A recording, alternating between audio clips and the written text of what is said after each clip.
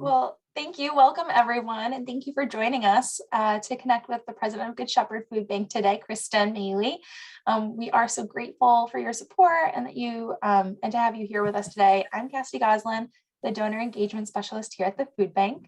And we're also joined by Georgia, Courtney, and Ethan, members of the development team here. We will have time for discussion and questions, but feel free to type them in the chat box at any time and we'll be sure to address them for you. I do want to note that we are recording this session, so we're able to share with those who were unable to attend today. But without further delay, I will hand things over to Kristen. All right. Good afternoon, everyone. Thanks for being here. Always grateful for the opportunity to connect with you and want to also express my gratitude for your support for our pursuit for a hunger-free Maine. We're always glad to make room for conversations like this. Your time is as important as financial support, the volunteer work. We just appreciate your interest in our work. So thank you for sharing this time with us. Today's conversation is focused on the work that Good Shepherd Food Bank has been doing to improve access for communities of color in Maine, an area that was identified as needing special focus as part of our campaign to end hunger. Many of you have heard we often refer to our bold goal to close Maine's meal gap and end hunger in Maine by 2025. Using data from USDA's annual food insecurity report and Feeding America's Map the Meal Gap, we estimate 40 million meals are needed annually to address the needs of every Mainer experiencing hunger. These are the meals that are still needed after considering the impact of the federal nutrition programs, including SNAP and the school nutrition programs. So it's the meals that the Charitable Food Network really is called on to provide. We are the safety net underneath the safety net of those federal nutrition programs. We're making great strides towards closing that meal gap. Last year, the food bank and our partners distributed 31.6 million meals. That's up from an average of about 25 million meals pre-pandemic, but obviously still 8 million meals short of the estimated total need. So that's the remaining meal gap that we're working to close. However, we've also proven that food distribution and food banking alone will not be enough to end hunger. While 11.4% of Maine households are at risk of hunger, the rate for households headed by Mainers of color, including Black, Latino, Indigenous, and other communities of color, is 28%. That means that our neighbors of color are 2 to 3 times more likely to experience food insecurity than white Mainers. In fact, if we were to add up the total population of all the communities of color, it would equate to being the 4th largest county in Maine. And if we had a county in Maine that had a rate of hunger 2 to 3 times higher than the rest of the state, we would absolutely be coming up with targeted programming and support to address the needs of that population. So to address the proportionate impacts of systemic racism and other structures of oppression that keep people in poverty, we must invest in long-term innovative solutions in order to achieve our bold goal of ending hunger for good. It has been a real wake-up call to us that rather than just making sure we're covering the majority of the need, we must specifically address the needs of those who most acutely experience hunger. So this includes sourcing culturally relevant foods, redefining how and where food is distributed, redistributing foods to organizations led by Mainers of color, and having conversations with communities most impacted by hunger so that we can learn how to help empower these communities to build capacity for themselves. Thank you, Kristen. Before we open the floor, I do have a few introductory questions to kick off this conversation. How and when did the food bank first identify that food access for communities of color was a priority focus? Sure. Well, I will say embarrassingly, not soon enough. But I think like many other things, COVID-19 really highlighted and exacerbated the existing inequalities across the country and certainly right here in Maine. In the year and a half prior to the pandemic, the food bank staff, including myself and some of our partners, had begun to do equity learning and training. We were exploring this equity work, though, rather in a theoretical context. And then the COVID-19 pandemic hit. And fortunately, because of that equity work, we were in a place where we were really ready to hear the feedback from the community about how we were not meeting the needs of communities of color. At the beginning of the pandemic, we had shifted to pre-packed boxes of shelf-stable food. both because we didn't know how the virus was transmitted and we wanted to minimize the touching of food, but it reduced the numbers of volunteers that would be needed at pantries to hand out the food. But very early on, we heard from some of our partners that these pre-packed boxes of food were not meeting the needs of the different communities of color in Maine. At one point, we were also giving out gift cards to a grocery store. And similarly, we got feedback that a lot of families, they're not able to shop there because of lack of transportation or other cultural or language barriers. And sometimes, again, the foods that they needed, they couldn't get at a traditional grocery store.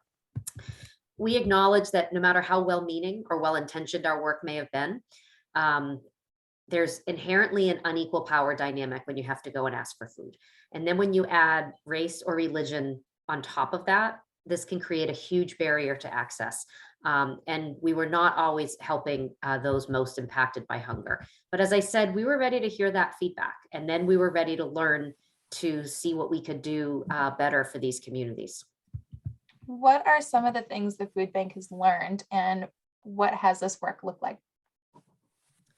Sure. So early on, I was connected with two women leaders of immigrant-led nonprofits, and they gave me really honest feedback. I'll never forget one woman shared with me, "We don't want you to create new programs to feed us. We want you to invest in our communities so that we can feed ourselves." So that's what we're trying to figure out now of what does that look like. In the short term, what we've been doing is giving a lot of emergency rapid response grants to redistribute both funds and the decision-making power of what to do with those funds. At the start of the pandemic, many grassroots organizations that were serving different communities of color were suddenly doing food access work that they had never done before because food became such a crisis need. At the same time, the food bank was receiving unprecedented philanthropic support because of the power and trust that we hold as the leading anti-hunger organization in the state. So rather than us come up with new programming on the fly to meet the unique cultural needs of many of these communities, we chose to fund and empower the organizations that were already doing the work. And born out of this was the creation of our community redistribution fund that we're now growing and expanding. In the equity work training that we've been doing, I read a quote that really resonated with me, which is that any nonprofit that doesn't have as part of its mission to empower the people that they are designed to serve is inherently problematic. And I think this is the shift that we need to make as a food bank. We need to shift from the mindset of we, the food bank, are doing this to you, to we, the food bank, are in partnership and aligned with you, so that we can help contribute to building capacity with the communities and who are then empowered and resourced to drive their own decision making. So now we're continuing to build relationships with these organizations that we've met through this granting process, and coming up with longer term solutions. Partly this means doing equity and diversity training with our partners and our staff, doing trauma-informed training with our partners, and making sure we source culturally relevant foods. Another part of the solution is figuring out how are we going to invest directly into these communities so that they can strengthen food security for themselves. What does this investment directly into communities look like? Yeah, we'll say we're still figuring it out, but I will talk a little bit about our community redistribution fund. So the fund's original purpose is to support grantees' efforts to source and distribute culturally important foods to community members in need, particularly for organizations working closely and primarily with BIPOC communities, or Black and Indigenous and people of color. Examples of some of our grantees include the United Youth Empowerment Services and Majud Al Salam in Lewiston to support a new pantry, Mano a Mano in Down East Maine to support culturally specific food boxes for migrant workers, and Micmac Farms to support the distribution of food sovereignty boxes filled with foods produced by Native American producers to families within the Aroostook Band of Micmacs. We also added Micmac Farms to our Mainers Feeding Mainers program, as well as a halal meat producer to, again, try to invest in these businesses that are owned by communities of color in Maine. We also formed an advisory council comprised of BIPOC community leaders to inform and guide the evolution of this work. So they're sitting on this council with some members of our staff. And then we formed a grant review committee that we're calling the Community Table, which includes BIPOC community members from across the state, and they're going to guide the decision-making process for future awards. When we put out a request for people to join this community-led grant making table, we had over 24 people apply. It's going to be a 12-person committee, so we're pretty excited, and we have great representation from multicultural stakeholders all across the state. So we're going to have a lot of new voices and faces in this decision-making process. This spring, we're going to be distributing $750,000 in grants through this fund. We've taken feedback from prior funding rounds and from grantees and decided to split the funding into 3 tiers. One will be $20,000 community impact grants, which will serve to break down barriers and increase access to culturally important foods. Second set will be $50,000 systemic impact grants to address systemic food-related issues that have disproportionate impacts on communities of color. And third will be $10,000 grassroots grants to provide funding for grassroots organizations that are piloting or kind of non-traditional programs that are seeking to address emerging needs within BIPOC communities. I'm curious, you mentioned sourcing culturally relevant foods. What is an example of how this food is distributed? Sure. So a lot of the food is being distributed through our current network of partners. In addition, we're also doing additional distributions to meet some of the unique needs in our state. So an example of this is the food bank is working with doing a food distribution in Old Orchard Beach. Beginning in November, we collaborated with one of our existing partners, Youthful Maine, which typically manages school-based pantries in York County. And with them, we're doing a weekly food distribution for refugee families, primarily from Angola and the Democratic Republic of Congo, who are living in 2 motels in Old Orchard Beach. They have very limited cooking facilities. So figuring out which foods they're actually able to make use of. And again, most of these people are newly arrived. They don't speak any English. And so making sure that we have, again, foods that they can recognize without having to read the packaging is really important. We've been doing the distribution at the parking lots outside the motels. Some of the foods we're providing a halal meat, red palm oil for cooking, fresh produce is always welcomed. And we really know, we're able to provide some comfort and sense of security to these families. They are working on taking ESL classes at Biddeford Adult Ed. They're learning bus routes. They're figuring out how to shop for groceries. And of course, first and foremost, is they're looking for permanent affordable housing. They're going to need to leave in April. We also, one of our community impact managers, who herself is a immigrant from Democratic Republic of Congo and speaks French, has been attending every distribution to provide translation and to support communication with the families. You can't replace having somebody who looks like you and speaks your language to be able to provide the kind of support that a white person speaking English just can't provide. I went and visited and still worked on the distribution last week, and to see the impact of Khadijah being there versus if it were just us, it just means everything. You can just see when she's able to respond and speak in their own language, just the sign of relief on their faces is just spoke both volumes. So it's, we're glad to be able to provide this support. And, there's still so many challenges for these families, but if we could at least take this one worry of food off their, plate, I suppose, for lack, no pun intended. It's just, one other thing we can do to help them feel more welcomed in Maine. Thank you for that example. Earlier, you did mention that because of the equity work begun prior to the pandemic, that the food bank was ready to hear this feedback from the community. Going forward, what role do you see the food bank playing in this greater strategy to end hunger statewide, including within communities of color? And why is this work so important at this moment in time? Yeah, I'm sure there are folks who are asking, well, if you're just going to go and re-grant money, right, then why? What's the value, right, that you're providing?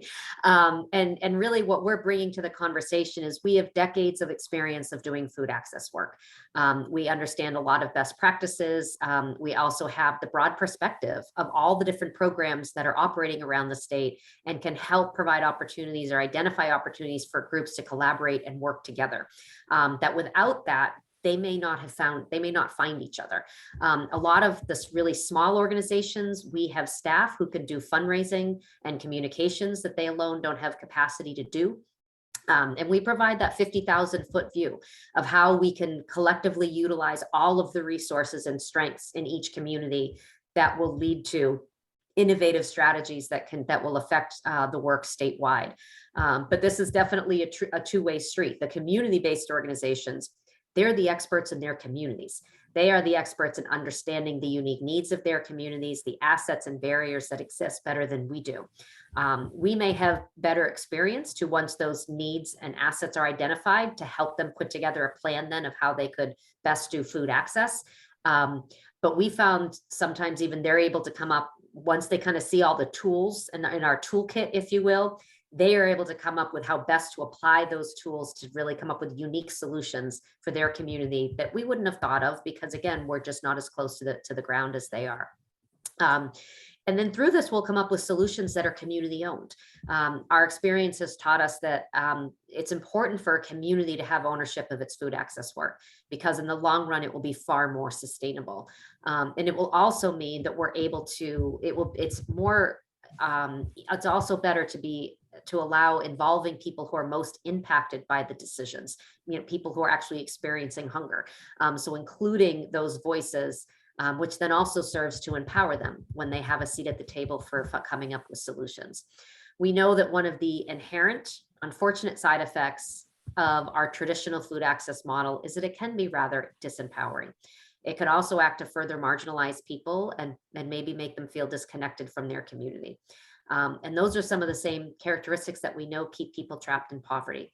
So if we can change food access to a model that is community owned, community driven, and is empowering and builds connections, then we can help people get to that place of stability and experience mobility out of poverty. Going back to the why, we talk about this a lot at the food bank. Start with the why. Why is the food bank getting involved in this space? Well, we have thoroughly proven that food alone is not going to end hunger. We have proven that food banking is not going to end hunger. So if we know that, why would we continue to put all of our resources into that aspect of our work? We do know that food banking and food distribution does a really good job of alleviating the immediate impact of hunger. So we must continue doing our traditional food distribution work. And we also have to continue to move forward with new innovative solutions that include the voices of those who are most impacted by hunger. I think it's also an acknowledgement that individual acts and decisions did not cause hunger, and individual acts and decisions won't end hunger. These are systemic community-based problems that are going to require systemic community-based solutions. At the food bank, I think our greatest asset is our network and our reach into communities. We have over 600 partners, each with a team of volunteers and staff. That is thousands of people in virtually every community in the state. So we're going to leverage that network and reach into communities to start to think about and share these community-based solutions. The network also includes our donors. We have over 30,000 donors. That's a massive network that we have an opportunity to mobilize. So we are going to be expanding our grassroots advocacy. I'm going to be looking to see if there are partners and donors interested in this aspect of our work who want to get involved. And I think it's also important within our own lives and with our own spheres of influence that we begin to have these conversations about power and privilege and to begin talking more about these issues of equity. The more that we can begin to talk about these issues, then the more we're going to be able to really move the needle on it. We said, all these challenges we've been talking about, they existed prior to the pandemic, but I think it's taken the pandemic for it to really crystallize and to understand kind of what our role is in it. And it really also emphasized that our goal to end hunger in Maine is still a relevant and ambitious, but definitely achievable goal.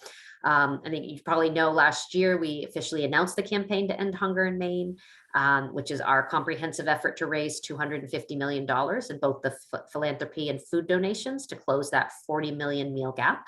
The response has been really great. We are 71% towards meeting this goal.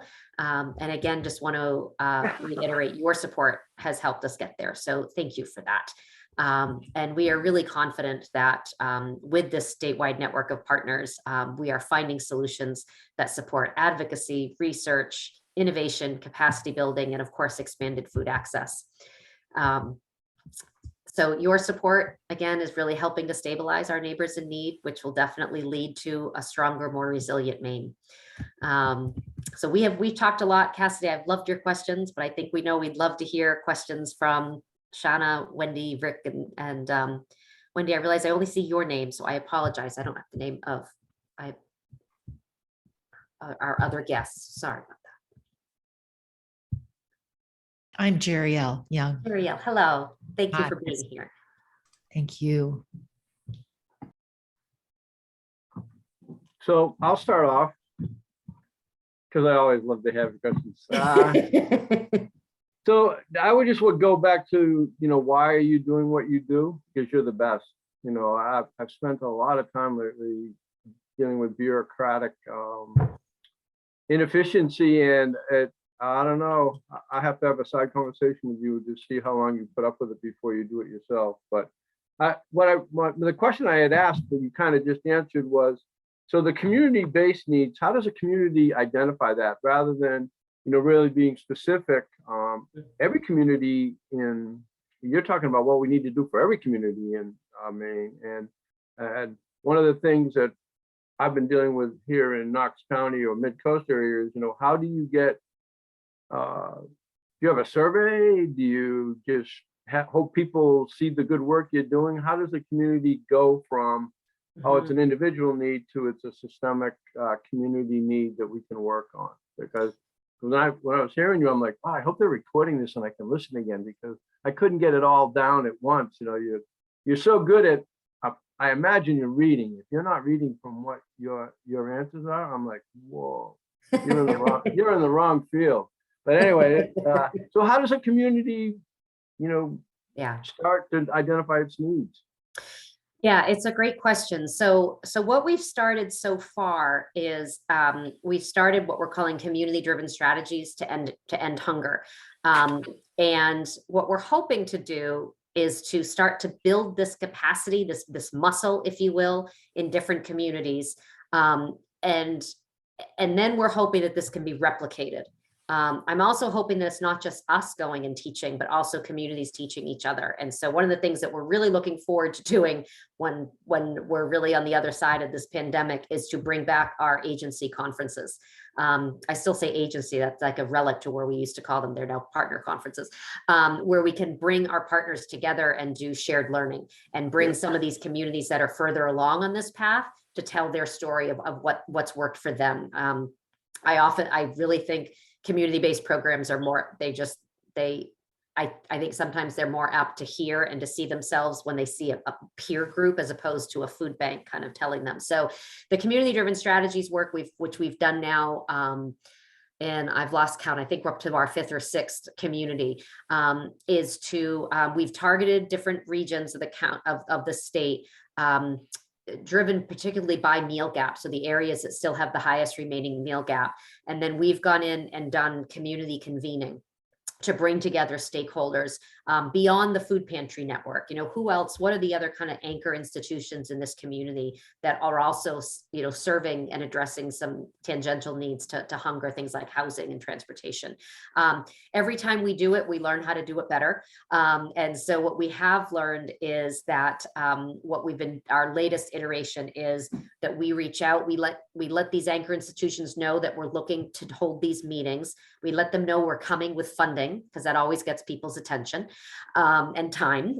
And then what we look for is one of those anchor institutions to raise their hand and kind of say, we're going to be the container for this. We'll provide a staff person to organize, we'll host meetings, and we'll be, the community member on the ground that's going to lead this. And then we help provide a stipend to that community organization to offset the cost of having a staff person be dedicated. This way, we immediately already have some community ownership of the process. And then we provide the framework, which is doing a stakeholder analysis, identifying who to bring to the table. We have them do an environmental scan of their community, of just kind of what are all the assets that are in this community already. We have them then do a SWOT analysis, good old fashioned SWOT analysis from, school 101. But it really unveils a lot about what are the strengths, weaknesses, opportunities, and threats that are impacting food security in this community. And then from that, they kind of identify, okay, what are the themes that have emerged from this? And then once you have the themes, then we say, okay, what could we do to what are some things we could do that can really lean onto the strengths and opportunities and mitigate the risks and the threats that we see. And then we leave it up to those community groups to decide what to do with the funding we provide. So we don't even decide the funding that the community does. And so it's been exciting. So for example, in Lincoln County, what they decided to do was they have a lot of different groups that are doing a lot of different work, but it's very fragmented and very disconnected. And so what they wanted to do is they wanted to fund staff capacity at, I believe it's Healthy Lincoln County, George. I think I get confused with sometimes all the names. One of an entity there to continue being the convener and the coordinator of all of this work and to keep these conversations, because they felt like this is the first time we've all gotten together and talked together. And we don't want this to end. Washington County their biggest investment was this one I really particularly loved. All the food pantries wanted money to expand their food pantry, right? And what they decided instead was to do a major expansion of the Machias food pantry and to have that kind of serve as a hub, if you will, that could then support the needs of all of the smaller food pantries in terms of cold storage and things like that. So next we're moving into Somerset and Kennebec, but I actually think it's like the capital area, right? It's not all of Kennebec County. And again, we've identified our anchor institutions. We have a stipend. They're beginning their meetings. So right now it's still kind of this separate thing we do. Our goal is, because our staff is getting trained, right? We have our community resource reps who are attending all these meetings if it's in their service areas. So they're learning what this looks like too. And what we'd like to get it to is this moves from rather than just be this some extra program we do to this is how we're going to do all of our work. So rather than right now, sometimes we'll still field calls like, can we open up a school pantry here? Could we open up a health and hunger site here? Could we?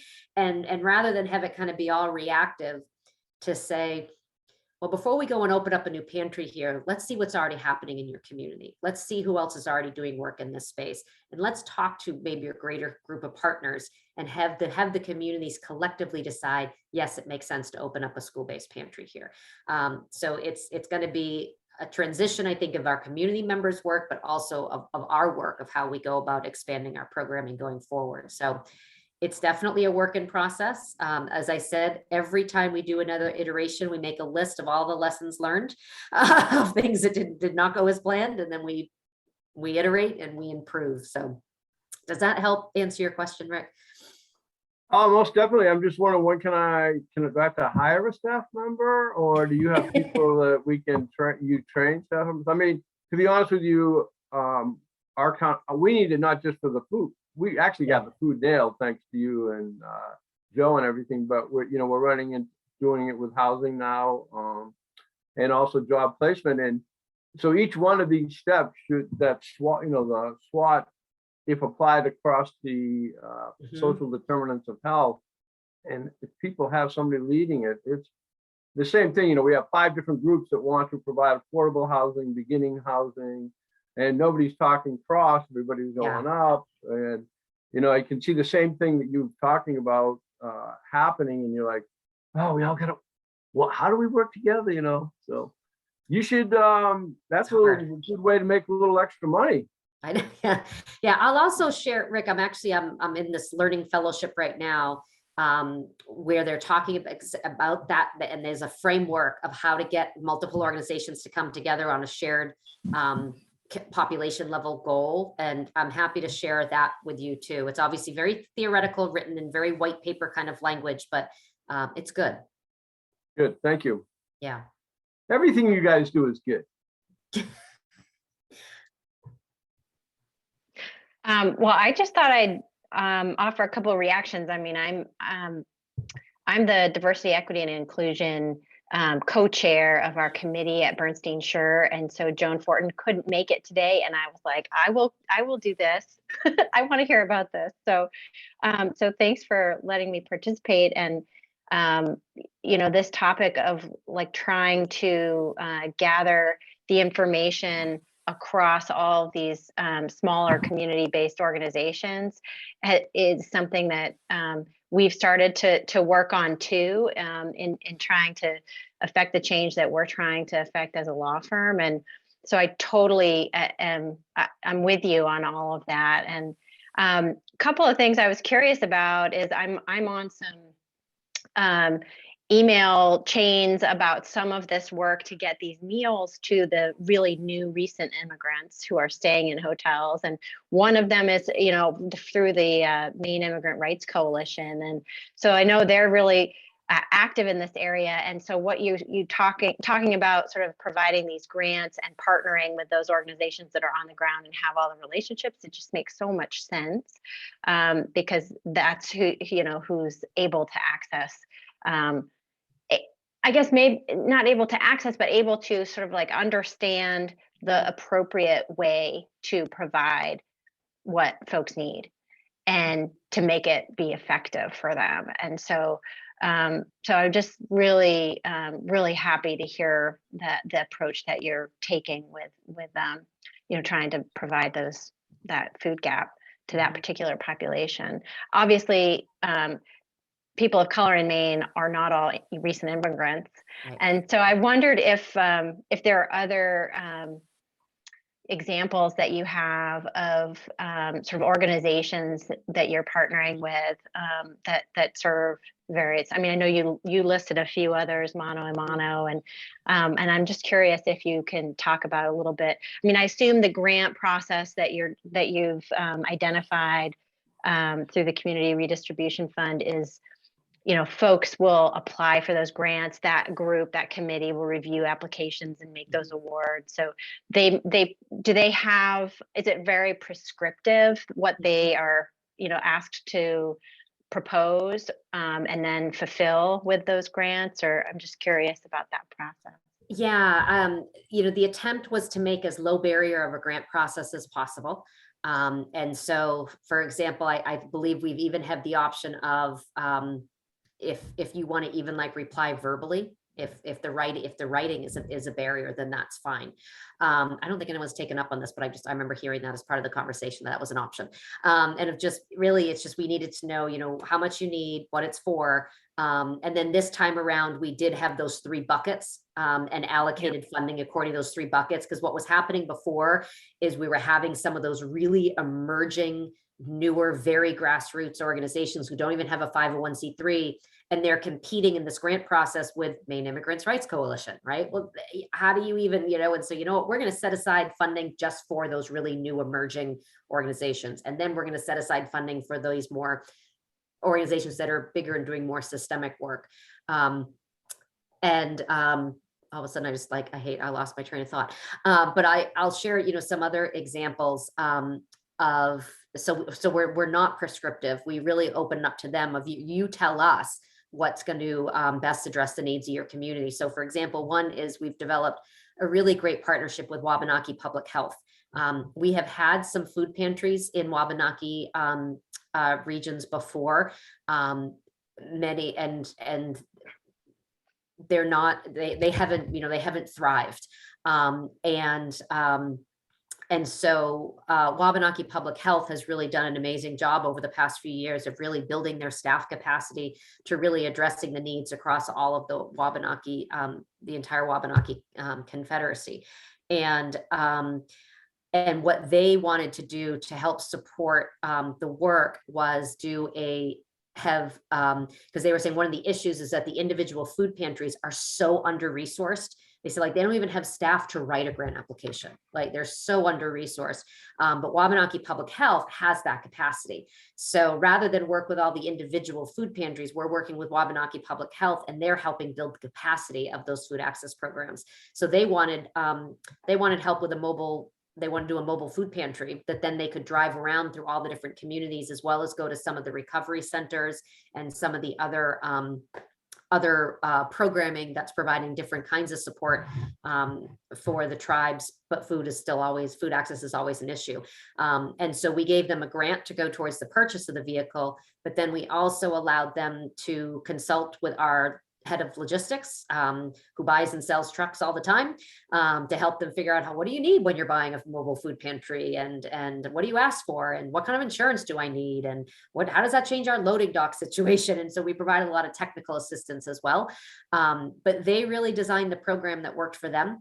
And they're really leading it. And again, they're able, they're choosing what foods they purchase through that and trying to purchase from traditional food producers as much as possible. So we're really learning from them by kind of watching their program design. So, again, we're trying to move away from these are the programs of the food bank, and we're going to go into your community and start one of these and start one of those. And instead kind of say, here's the toolbox of the resources we can provide. You tell us how best to deploy these in your community. That's awesome. Yeah.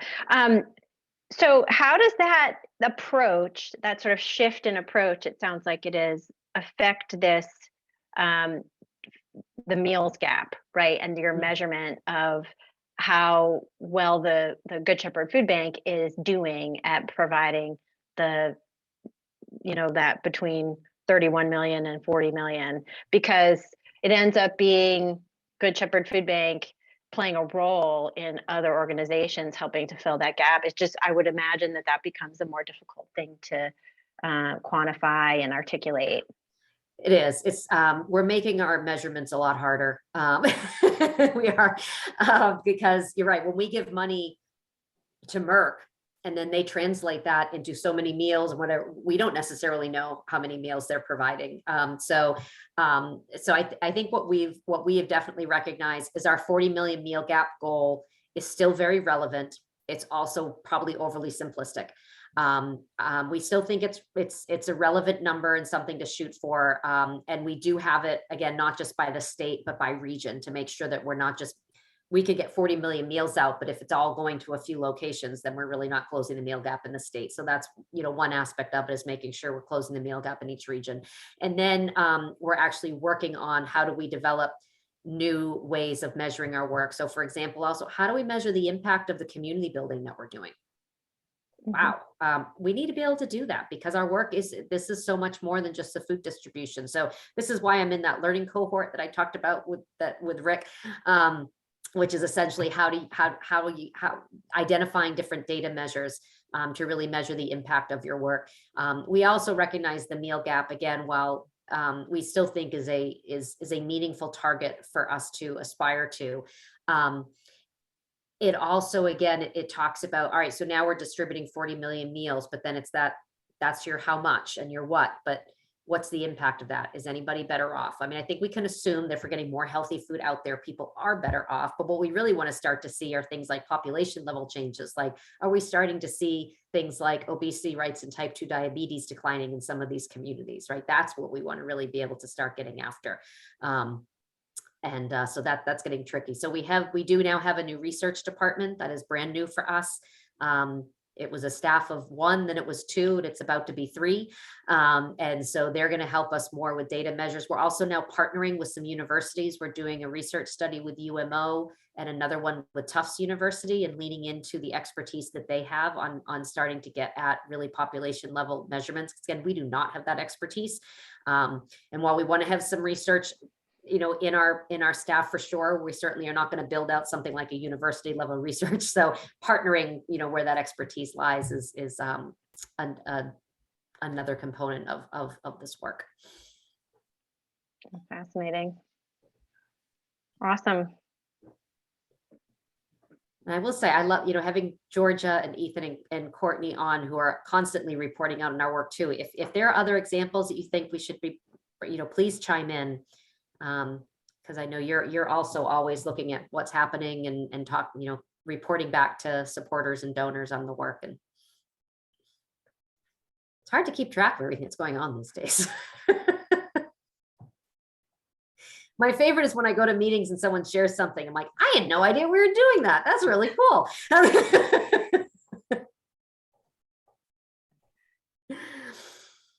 You know what's really cool is that you can laugh about it and enjoy it.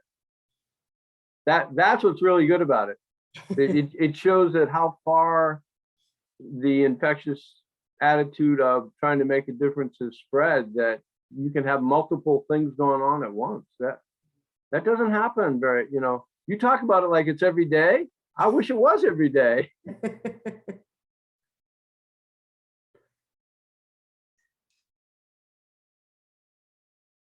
All right, it looks like our time together is coming near an end. If you need to jump off this call, please do so. If you do have any questions that you're not able to ask, Kristen will be staying on for just a few extra minutes. Otherwise, we wanted to say thank you all so much for your support, and we hope to see you all again soon. Thank you. Thanks, everyone. Thank you. Thanks. Great spending time Thanks, with you. Shauna. Thank you Thanks, for your Rick. questions. Yeah. Thanks, Have a wonderful Wendy, evening, Ariel. everyone. I might stay on and ask another question, but others Sure. could drop off. Because you're a relatively large organization and our law firm is also, and we are always trying to improve upon the diversity of our staff Mhm. and improve the training, our equity training internally. Just curious if you would share some of, the efforts that you're doing internally. It's just it's a challenge. It's a big challenge. It is. And I think, I talked about the work we were kind of doing before the pandemic started. And first we were kind of doing it in-house. We did have a member of our staff who had a background in this space, and we were leading on to this person to do some training and to kind of lead us. This person ended up becoming, now she is our director of EDI. But we quickly realized how much this is bigger. That's too much to put on one person. And we had like a one-person consultant come and work with us a little bit. And then what we just realized is we weren't resourcing it to what it needed. And it's really hard as a food bank to make a big investment in something that isn't directly related to a truck or food or, and so it took us to recognize I know this isn't something we normally do. We are not normally an organization that spends a lot of money on consultants and things like that. But we realized we really needed experts here. This is expertise that we don't have, that we are never going to be able to see our own blind spots. We are never going to be able to appropriately do our own assessment of our own policies, of what's working and what's not. And so we reached out to a lot of food bank peers and Feeding America, and did a search for some equity consultants, and found a group that has done equity training with many food banks around the country, have come very highly recommended. They're currently working with Feeding America staff as well. And we engaged in a year-long contract with them. Again, it's still hard to be like, I'm only, usually when I sign checks this big, it's for big food purchases. This is just weird. We'd like this, but so part of it was just recognizing you have to put resources towards it. We also we're also committed to giving the time for resources. So for example, we want eventually to have all of our staff go through this training. Right now, it's just a team of about 20 staff that are going to be kind of the ambassadors of this work. We eventually are going to train every single person at the food bank. So for example, and commit to ongoing training. And so we've already said to our supply chain team, if this means we need to have actually 2 extra heads, we need to add staff people just to give the capacity for our drivers and our order pickers to get off the floor and come and take this training, then we need to make that investment, because we can't ask them to do it after work. And they need to be, and we can't, or we say, look, we're going to close the food bank for 2 days while everybody does training. So it's just really just going all in. They're going to be working with our board as well. And then they're also going to be we're updating our strategic plan, and they're going to be very integrated to that process so that we can really make sure our plan is really centered in equity. So I think that was the biggest learning we had, is that we could only take this so far internally before we just realized we needed to resource it better. Yeah, that's consistent with our evolution as well. Yeah. Well, thank you. This has been wonderful. I'm so happy to be able to share back with my organization this update, and look forward to hearing more. Great. Thank you, Shauna. Thanks so much for being here. Thank you. And I just want to pop on for a moment and just say this is just such a beautiful update. And I use that word very purposefully. I'm very moved to hear how things are evolving there and the directions you're taking, and just feels like you're bringing a lot of really important heartfulness and awareness, really a desire to serve, and giving that very effective expression in the community. And I just want to thank you for that. Thank you. Mhm. Yeah, I'm thrilled to hear how out of the box you are. And I just think we here in Maine are just so extraordinarily lucky to have an organization such as you that's doing so much good work and enabling people, empowering people. It's really beautiful, and I'm so glad we were able to be here. Mhm. Great. Well, thank you for those words. That's really very kind. We appreciate that. Thank you. Thank you. I call it a goosebump moment. Thank you Oh, very yeah. much. That was awesome. I love it. Yeah. I'm leaving on that note. It was All awesome. right. Thanks everybody for sharing. Thanks, everyone. Have a great I'll- evening, everyone. I will be in touch. Bye-bye. Thank you. Bye-bye. everyone. Thanks.